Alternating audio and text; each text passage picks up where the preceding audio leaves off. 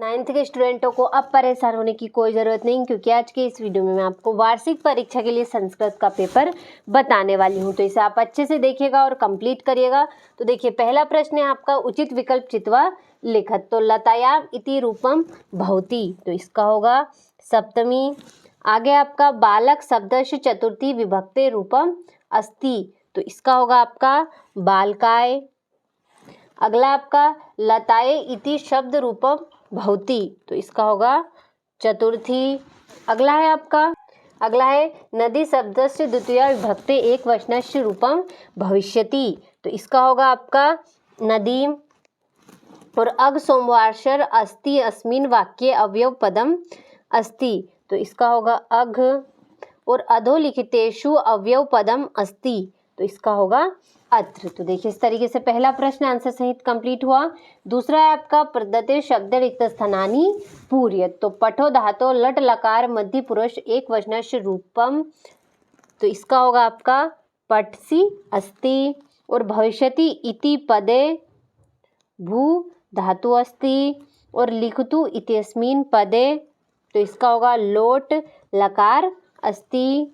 और भू धातो लोट लकार प्रथम पुरुष एक वचनस्य रूपम, तो इसका होगा आपका भवन्तु अस्ति। और स्वागतम इत्यस्मिन् पदे सु उपसर्ग अस्ति। और दुराचार इत्यस्मिन् पदे दुर इति उपसर्ग अस्ति। तो देखिए, इस तरीके से आपका दूसरा प्रश्न भी आंसर सहित कंप्लीट हुआ। तीसरा है आपका युग्म मेलन कुरुत, यानी कि सही जोड़ी बनाइए। तो देखिए, पहली होगी आपकी भ्रमित्वा, तो भ्रमित्वा का होगा आपका कृत्वा। दूसरी है बाला, तो बाला का होगा आपका टाप। तीसरी आपकी विहाय, तो विहाय की होगी आपकी ल्यप। आगे है माता आदिशत, तो माता आदिशत का होगा आपका पुत्रीम। पुरा लद्वी भवति, तो इसका होगा आपका छाया। क तंद्रालु भवति, तो इसका होगा आपका बाल। देखिए, इस तरीके से आपका तीसरा प्रश्न युग्म मेलन कुरुत भी कंप्लीट हुआ। अब देखते हैं हमारा अगला प्रश्न, जो कि है, देखिए चौथा प्रश्न है आपका एक पदेन उत्तरत। तो मध्यमा अड़गुली इतन्यो वाक्यो विशेषण पदम अस्ति, तो इसका होगा आपका मध्यमा। आगे आपका स्वादुनी भक्ष्य कवलानी अन्यो पद्यो विशेषण पदम किम, तो इसका होगा आपका स्वादुनी। आगे है रात्रि इतस्य पर्यापदम किम, तो निशा। अगला आपका पवन इतस्य पर्यापदम किम, तो शमीन।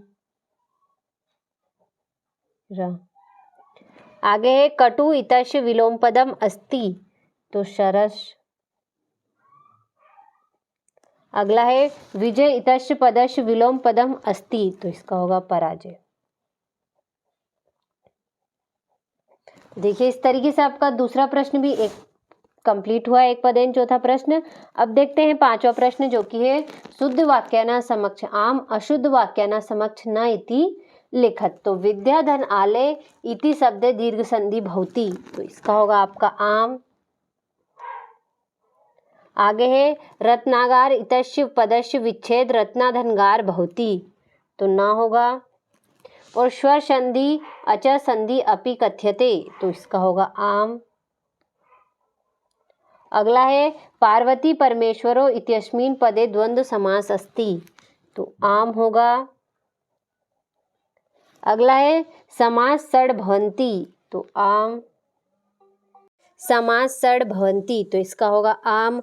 अन्य पद प्रधान बहुभिन्न समास भवति, तो इसका होगा आपका आम।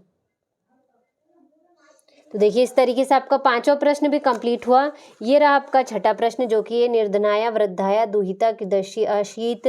सातवां हो गया आपका प्रसाद कीदृश वर्तते। आठवां हो गया, ये हो गया आपका नौवां प्रश्न। 10वां हो गया। इस तरीके से इन प्रश्नों का आप अच्छे से स्क्रीनशॉट ले और कंप्लीट करिए। 13वां हो गया। 14वां, ये हो गया आपका 15वां प्रश्न। 16वां हो गया। 17वां, ये हो गया आपका 18वां प्रश्न। अच्छे से स्क्रीनशॉट लेकर इन प्रश्नों को आप कंप्लीट करिएगा। तो देखिए, इस तरीके से ये हो गया आपका 19वां प्रश्न। ये हो गया आपका 20वां प्रश्न। तो देखिए ये हो गया आपका 21वां प्रश्न, और ये हो गया आपका 22वां, और ये हो गया आपका 23वां प्रश्न। तो देखिए इस तरीके से आपको कुल 23 प्रश्न दे रखे हैं। इन सभी को आप स्क्रीनशॉट के माध्यम से कंप्लीट करिएगा आंसर सहित।